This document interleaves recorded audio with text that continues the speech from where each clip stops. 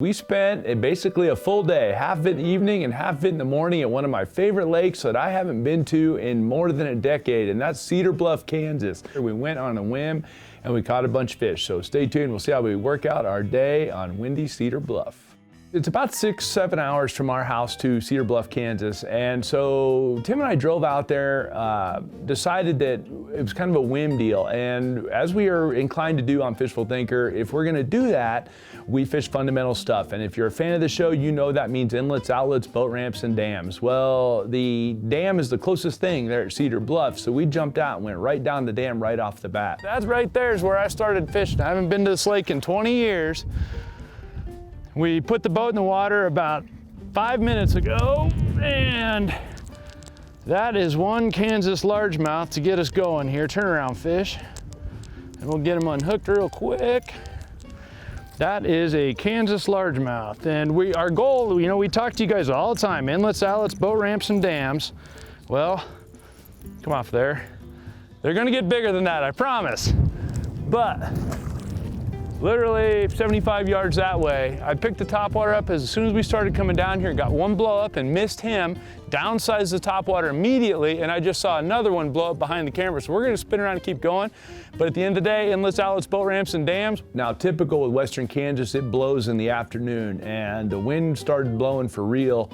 To the point where it became almost inhibiting trying to fish. And we are big advocates of fishing in the wind if at all possible. And for sure, fishing a wind-blown dam face is a great way to catch lots of fish. At some point, it got to where it was ridiculous to even try and fish though, or control the boat on the dam face. And that also really kind of prevented us from leaving the dam and going elsewhere in the evening time, because with the wind already blowing like it was right there, running around the lake isn't a whole lot of fun, even in a 21-foot boat.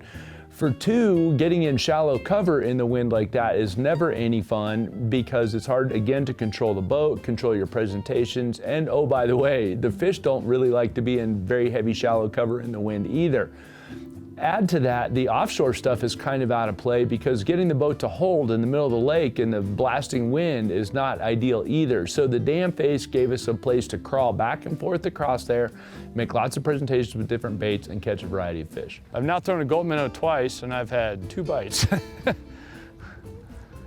I haven't connected yet, so I have to work on that. There you go, we got that one.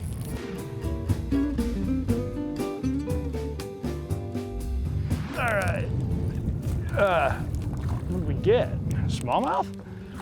No, it's a spotted bass. Look at there, guys. So that's 2 species of bass now in no time flat. And guys, that's a unique fish. I've never caught a spotted bass in Kansas before, but that's what that is right there. And I'm told they get really big in here, and look at the belly on that thing. So that fish isn't very big, but look how fat. So if he does any kind of growing, he's gonna do good. And there's a 4-inch gold minnow on a jig head. You guys might have seen that before. That's on the Berkeley half head jig.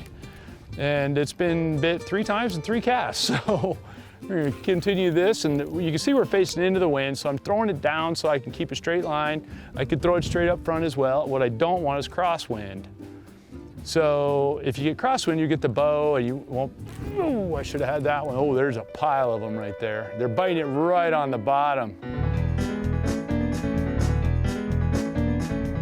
At the end of the day, a jerkbait and a jig were very, very good baits for us there on the dam.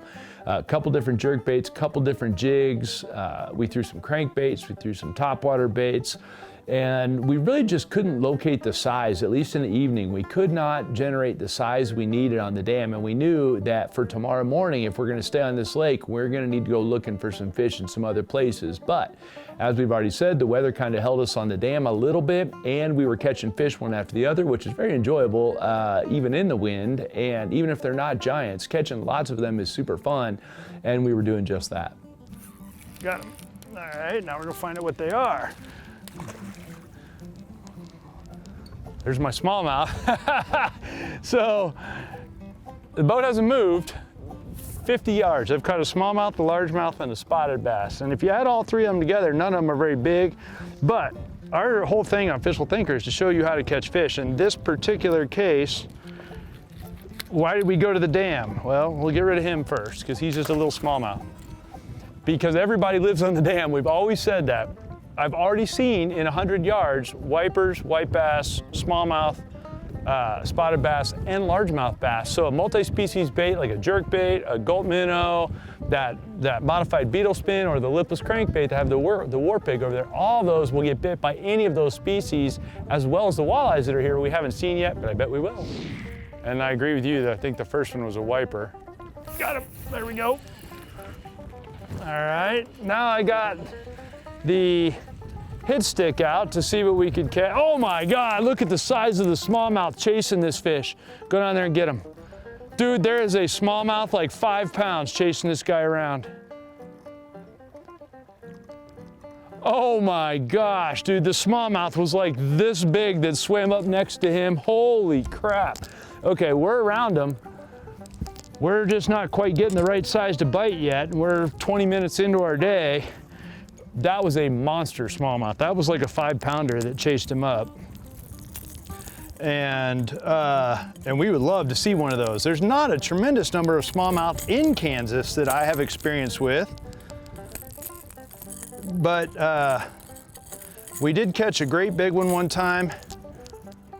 Man, that's almost like a meanmouth. Yeah, that's almost like a meanmouth, which is a hybrid of a smallmouth and a spotted bass. They occur any place the two species live together.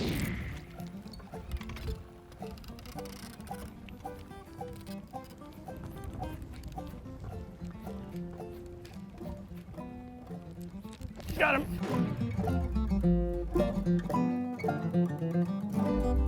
There we go. Let me get that time. Nope. We may have to change it up. All right, he's off. Okay. I don't know if I need to keep it deeper or, so this is a good conundrum, guys. I'm getting fish to bite or follow almost every single cast with this chrome hit stick. It's got so much drawing power, so much strobe, so much erratic. Fish are either biting it or following it every time. The only big fish I've seen were chasing other fish that already had it though. So we know there's big fish here, so the conundrum becomes, do I just need to row through a whole bunch of these little guys before I get the big ones to commit to it? Or do I need to slightly change my bait? I'm not sure yet. I haven't been fishing long enough, but we're gonna find out. And our plan at this point, as with any other dam face, we'll move up and down it. Normally I'm a big believer that there's fish concentrated at one end or the other. When the shad are spawning is the one scenario where they might be anywhere along here. That was a carp. And because of it, I'll fish the whole dam. Normally, if I'm just fishing not around the shad spawn, I would fish one end and the other end and then make a decision if I wanted to fish all of it. But for now, especially because we have walleyes and wipers in play, they could be anywhere along here.